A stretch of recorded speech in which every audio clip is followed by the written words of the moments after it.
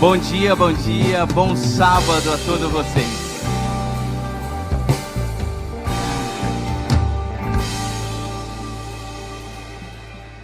Família do Tatuapé, como é bom ver vocês aqui.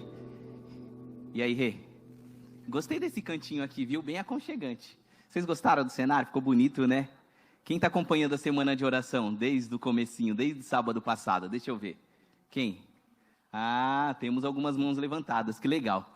Agora é o momento de nós recapitularmos a lição da Escola Sabatina. O nosso guia de estudo, que tem trazido aí como título Descanso em Cristo. E é exatamente isso que a gente vai recapitular um pouquinho, é exatamente isso que a gente vai falar agora.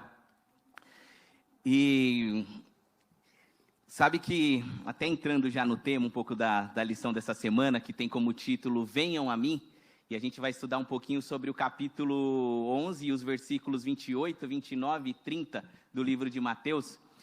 E aí eu me deparei com algumas notícias essa semana, na verdade não foi essa semana, já há algum tempinho aqui, mas durante a pandemia, que falava que durante esse período de pandemia, o número de doenças psicossomáticas, elas só aumentaram. E isso me chamou um pouquinho a atenção, e lógico, é fácil a gente entender os motivos também, né? Muito por conta da insegurança da doença, muito também por conta, talvez, do desemprego, a questão financeira que vem afetando, e principalmente a doença, que a gente não sabe a que momento vai chegar à nossa porta, entes queridos que a gente perde, óbvio, momentos que isso nos chamam a atenção e muitas vezes nos preocupam, né? Mas o que me chamou a atenção, eu lendo uma dessas matérias que eu encontrei, foi que falava que algumas pessoas, elas tinham alguns sintomas de gripe, dores no peito, e alguns sintomas que eram muito próximos aos sintomas do Covid mesmo. E aí eu fiquei curioso, e é fato, né, essas doenças psicossomáticas e tal, elas nos afetam mesmo. E eu tenho um texto curioso em Provérbios que ele fala assim, cuidado com seus pensamentos, porque esses pensamentos, eles dirigem a sua vida. E é fato, muitas vezes assim, as pessoas chegavam até o hospital com essas doenças e não tinha problema algum físico, era totalmente psicológico. E aí eu me recordo de, semana passada, eu estava fora de São Paulo, eu estava no interior de São Paulo, ali em Joanópolis, uma cidadezinha um pouquinho depois de Atibaia ali. E a gente naquela cidade, a minha priminha de 11 anos de idade, ela foi picada, ela estava ali sentada na grama e ela foi picada. Na hora que ela foi picada, ela correu para a gente chorando, ela falou, foi uma aranha que me picou, e ali ela começou a chorar, ficou até meio ofegante, assim, aquele choro meio que desespero, falando que foi aranha. E então a gente saiu com ela, lavou ali a mão dela, onde ela tinha sido picada, e foi com ela até o hospital da cidade, né, hospital pequenininho e tal, e no trajeto ela bem preocupada e chorando e tal. E aí a gente procurando, na hora que a gente chegou no hospital, deu entrada ali, antes de ser atendido, aí a gente foi consultar ali o médico Google, né?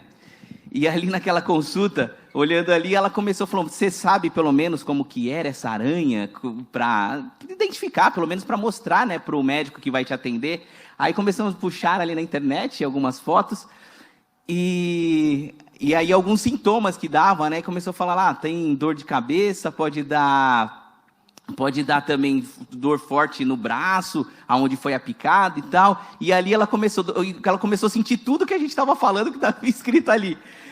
E aí foi interessante que aí assim que o médico chegou, aí a gente pediu, né? Falou, qual que é? Aí começou a passar as fotos, né?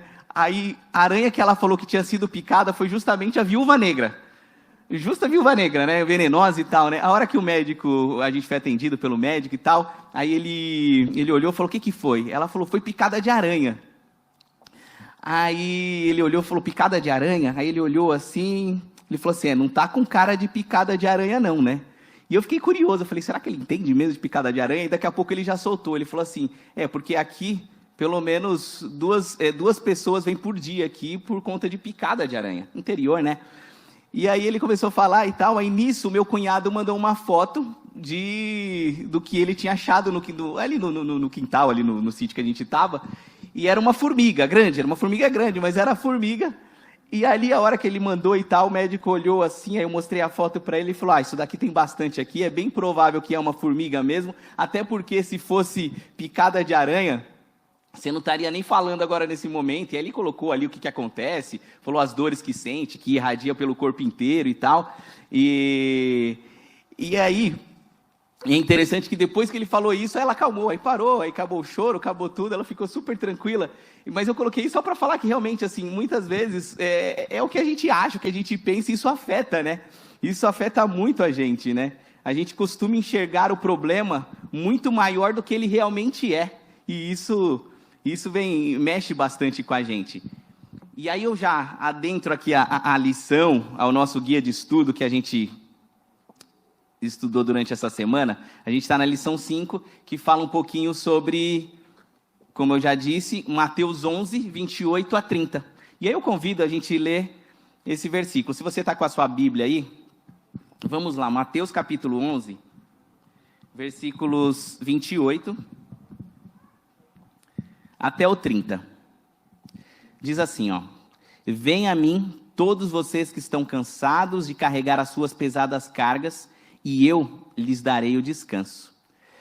Sejam meus seguidores e aprendam comigo, porque eu sou um bondoso e tenho um coração humilde, e vocês encontrarão descanso. Os deveres que eu exijo de vocês são fáceis, e a carga que eu ponho sobre você é leve. Aqui, Mateus 11, 28 a 30, a gente vê uma promessa maravilhosa, né?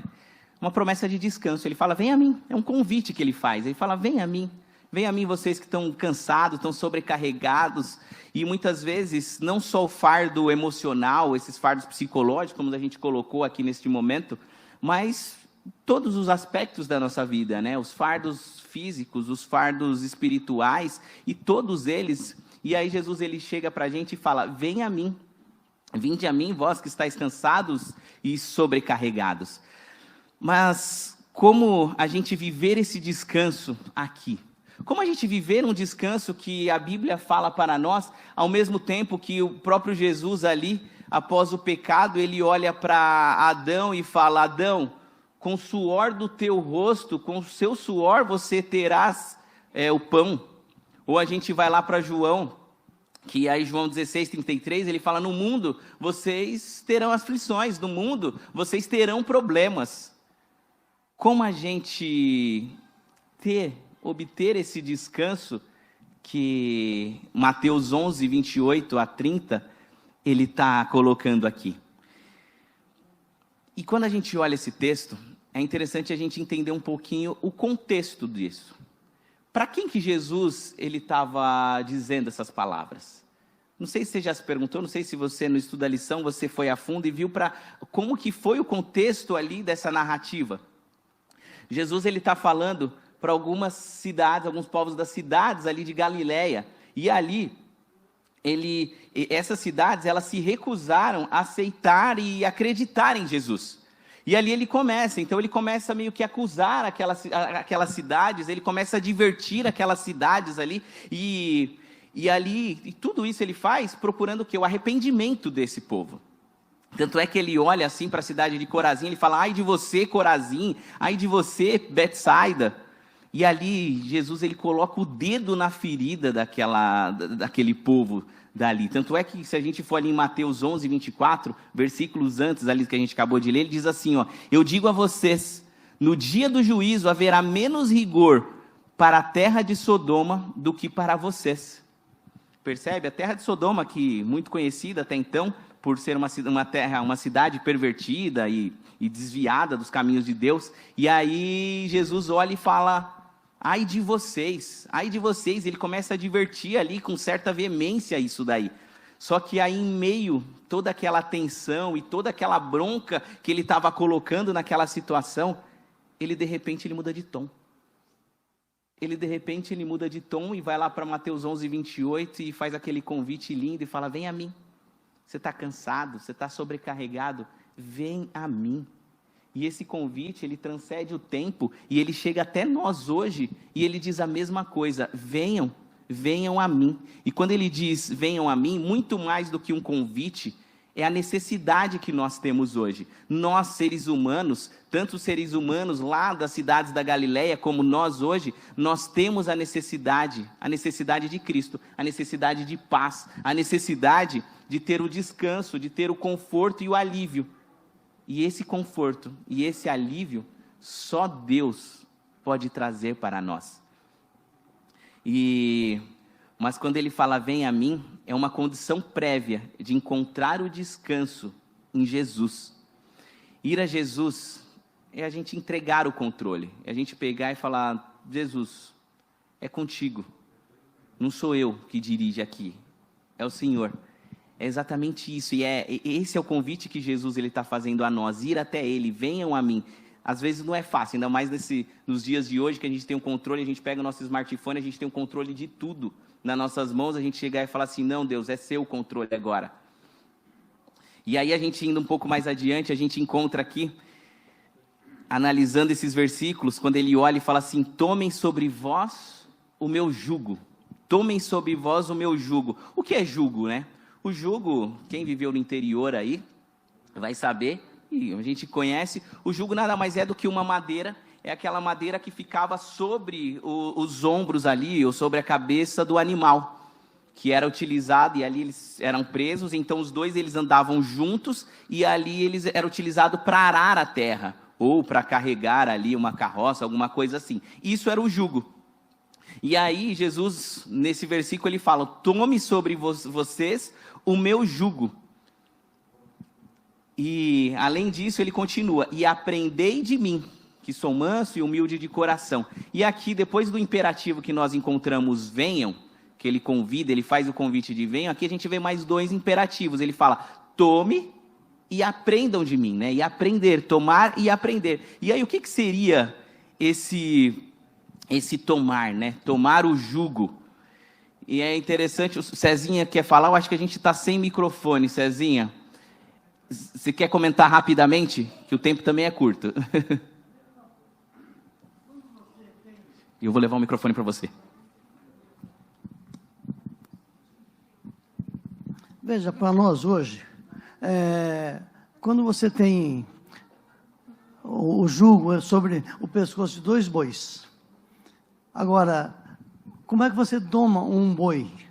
Primeiro que você tem um boi mais velho, já está acostumado, aí você põe um boi novo junto com aquele boi. Só o que acontece? Como o boi velho, ele já está acostumado a carregar o jugo, o boi novo que vai aprender, ele não quer ser obediente. Ele não quer carregar o jugo. Ele quer soltar do jugo. Ele não quer ser obediente. Agora, para nós hoje, quando a gente vem para a igreja, nós estamos acostumados com o mundo lá fora. E para a gente poder, vamos dizer, ser uma nova criatura, deixar a vida passada, nós temos que aprender de Jesus. É uma nova vida. Nós temos que aprender que nós temos que deixar os hábitos anteriores. Temos que mudar os hábitos, vamos dizer, por exemplo, o sábado. Ele é um descanso espiritual, porque nós estamos aqui rendendo graças e louvores e adorando o nosso Deus. Nós temos um jugo, esse é o jugo espiritual que eu chamo no sábado.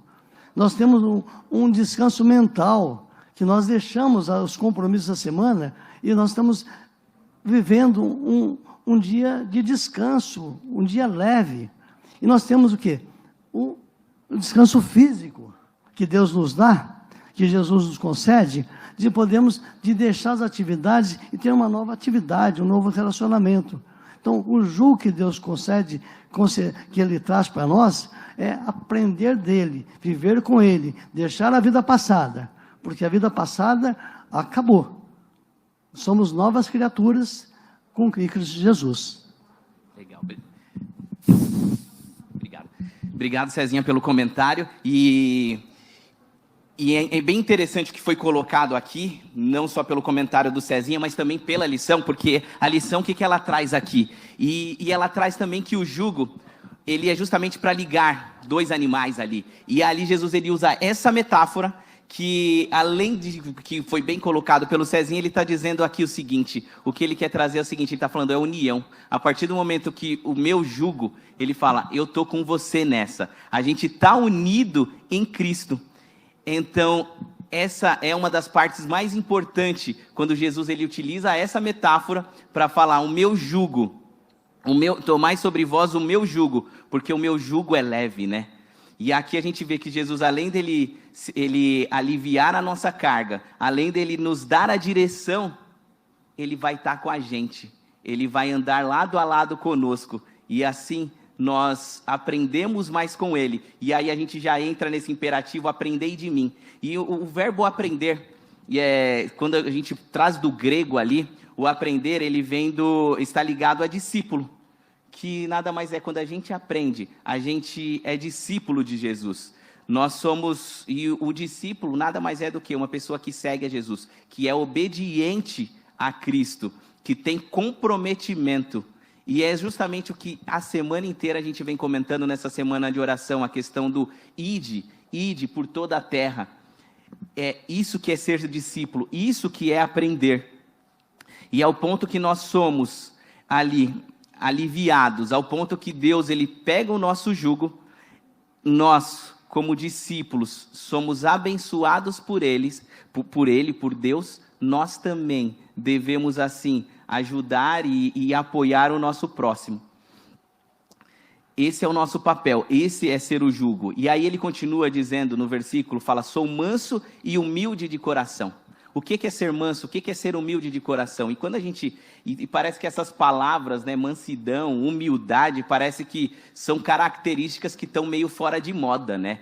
Porque hoje, ainda mais nessa era de redes sociais, de mídia e tudo mais, a gente quer ostentar, a gente quer mostrar o que eu sou, aonde estou, o que eu tenho. Muitos padrões que o mundo impõe a nós são totalmente contrários aos padrões que o próprio Cristo, ele coloca para nós. E aí é interessante que aqui a Bíblia trouxe alguns versículos, ou a lição trouxe alguns versículos falando como Deus, ele define a mansidão e a humildade. Se for, por exemplo, para Mateus capítulo 5, versículo 5, ele diz assim, ó, felizes as pessoas humildes, pois receberão o que Deus tem prometido. 1 Pedro 3,4, ele diz assim, pelo contrário, a beleza de você deve estar no seu coração, pois ela não se perde. Ela é a beleza de um espírito calmo e delicado, que tem muito valor para Deus. E aí, o último versículo que eu leio aqui, Isaías 57:15, que diz assim, pois o Altíssimo, o Santo Deus, o Deus que vive para sempre diz, eu moro num lugar alto e num lugar sagrado, mas moro também com os humildes e os aflitos, para dar esperança aos humildes e aos aflitos novas forças. Às vezes a gente acha que a mansidão, que a humildade, são traços de pessoas fracas, são traços de pessoas covardes, né? Mas, na verdade, são traços de pessoas que têm um relacionamento próximo de Jesus, que cultivam dentro de si o amor. E aí elas têm humildade, e aí tem mansidão. E não é por menos, Jesus em certo momento, ele foi comparado com Moisés, né, que a Bíblia afirma lá em João 6,14, que fala assim, ora, você que é o profeta que tinha que vir a este mundo ali, e ali eles fazendo referência a Moisés. E se a gente voltar um pouquinho ali para Números, capítulo 12, versículo 3, na história de Moisés, a Bíblia afirma assim que Moisés era um homem muito manso, mas mais do que todos os homens que havia na face da terra. E se a gente voltar um pouquinho à história de Moisés, você vai ver que ele não era tão manso assim. Mas a partir do momento ali, 40 anos no deserto, se relacionando com Deus, convivendo diariamente com Deus, intermediando entre o povo ali escravo e Deus, ele se tornou manso e humilde. A Bíblia afirma que ele era o mais manso de todos os homens que havia na face da terra. Por quê? Porque ele se relacionava com Deus. E aqui o convite que fica para nós hoje, para nós termos esse descanso, é justamente a gente ter um relacionamento com Deus, é a gente estar próximo com Deus.